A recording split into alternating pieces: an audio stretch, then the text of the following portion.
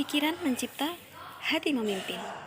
Dalam kehidupan sehari-hari, banyak orang berkata bahwa dirinya memiliki puluhan dan bahkan ratusan ide brilian yang dapat menjadikan dirinya milioner.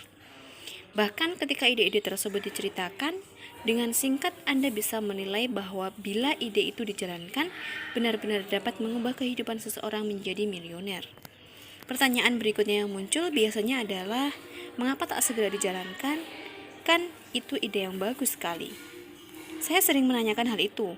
Rata-rata jawaban yang biasa saya dengar adalah, saya belum punya modal untuk menjalankannya, atau masih menunggu waktu yang tepat.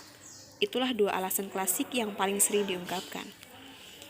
Saya teringat pada kata-kata seseorang sahabat, Pak Mustaqim namanya, yang berdomisili di Kudus, Jawa Tengah. Kalau sudah ada ide, hentikan dialog intelektual dalam pikiran. Langsung saja kerjakan. Ide itu murah, tidak mahal, tidak harus bayar. Cuma terkadang Anda tidak mau action. Keberatan isi kepala, kurangi mikir panjang-panjang, urainya. Orang yang biasa saya panggil sebagai Pak Mustaqim ini merupakan seseorang yang melakukan apa yang dia katakan, beranjak dari sosok yang menurut orang lain sangat kekurangan sampai saat ini menjadi seseorang yang berkelimpahan. Mas Takim berhasil mencapai level tersebut karena segala sesuatu yang disentuhnya selalu dihasilkan. Semua selalu berawal dari ide yang kemudian langsung dijalankan begitu ide tersebut sudah dibuatnya dengan detail. Bagaimana dengan masalah-masalah yang akan terjadi? Saya bertanya pada suatu kesempatan. Wah, kalau aku mikir masalah terus, kapan mikir buat jadikan ideku, Mas? Sahutnya. Banyak hal yang mengejutkan saja. Tetapi proses yang dijalaninya memang sudah membuktikan keberhasilan dirinya, dan hebatnya lagi, sampai saat ini pun Mas Takim tidak pernah berhenti berkreasi. Katanya, Gusti Allah itu sudah memberikan kita banyak ide lewat alam. Kita yang harus bisa mengubahnya jadi segala sesuatu yang berguna. Begitu aku dapat ide, langsung aku kerjakan. Jadi, aku tidak akan pernah berhenti bergerak, Mas. Kalau melihat dari karyanya, saya sering terkagum-kagum karena variasi yang tidak masuk di akal saya. Misalnya, kepandaiannya melukis yang tidak memiliki aliran terkait realis, simbolis, abstrak, dan dibuat semua. Kemudian dia juga membuat karya patung, ukir, kayu, tembaga, serta keris. Selain itu, dia bahkan membuat saus rokok untuk penikmat rokok di malam hari. Ia menciptakan 7 macam rasa rokok sekaligus sebuah pabrik rokok terbesar di Kudus, berani membayarnya 2 miliar rupiah untuk resep saus tersebut.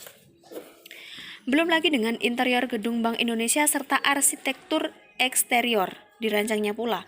Kreativitas dan karyanya mengalir deras tanpa ada yang bisa menahannya. Walaupun tinggal di desa yang hanya berpenduduk 3.000 orang, berjarak 20 km dari kota Kudus, para pembeli tetap saja berbondong-bondong datang ke tempatnya tersebut.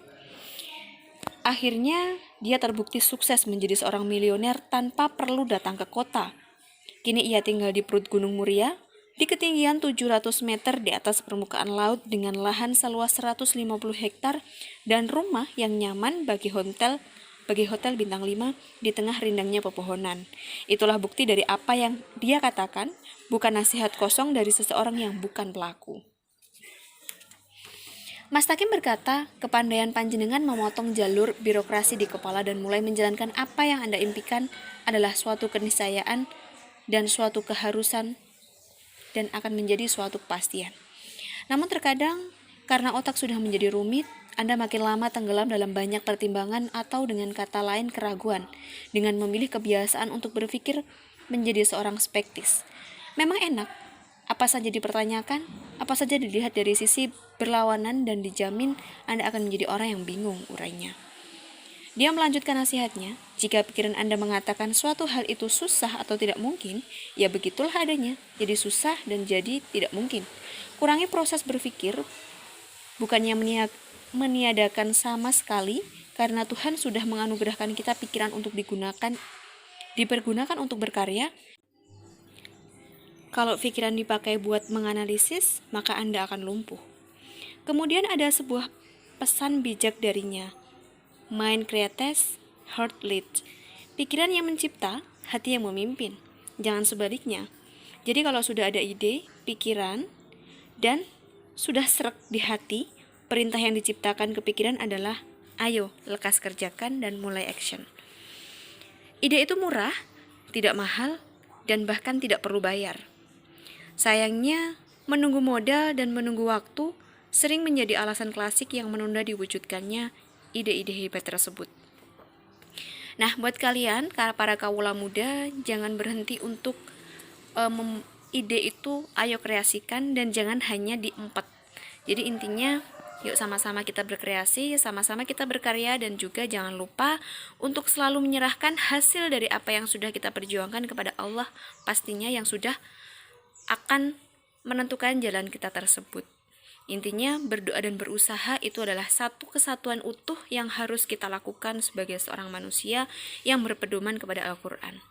Terima kasih sudah menyaksikan videonya, dan sekali lagi, ketika kalian menyaksikan video ini, kalian pasti akan terhibur. Nah, kalau udah terhibur, jangan lupa untuk like, komen, dan subscribe, karena nanti akan ada video-video terbaru lainnya. Terima kasih. Assalamualaikum warahmatullahi wabarakatuh.